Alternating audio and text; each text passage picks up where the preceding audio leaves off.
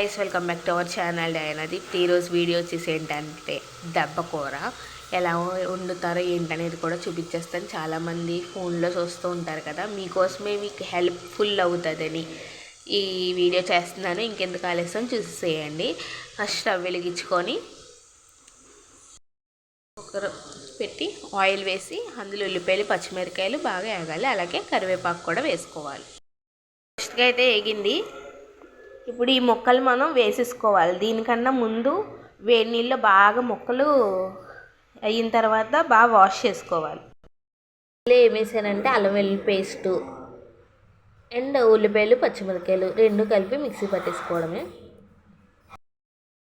Mixie వేసాము. అందులో వచ్చేసి ఏంటంటే ధనియాలు, గసగసాలు, చెక్క, లవంగ ఇది కూడా అందులో వేసేసుకోవడమే. కుక్కర్లో వేసేసుకున్నాను. ఇప్పుడైతే కలిపేస్తాను.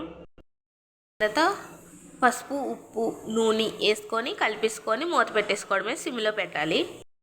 కారం వేసుకొని గ్లాసున్నర వాటర్ వేసుకోవాలి. కారం అయితే మీకు తగినంత వేసుకోండి. కొత్తిమీర వేసుకోవడమే. పెట్టేసుకొని ఒక 4 విజిల్స్ అయితే పెట్టుకోవాలి. 4 విజిల్స్ అయితే రావాలి. ఫైనల్ లుక్ అయితే ఇదనమాట ఫ్రెండ్స్. కుక్కర్ తీసాక టేస్ట్ అంతా అయితే సరిపోయిందా మేడమే. టేస్ట్ అయితే అద్దరిపోయింది. టేస్ట్ చూసాను, ముక్క అద్దరిపోయింది, బాగా ఉడికింది, తగ్గేదేలే.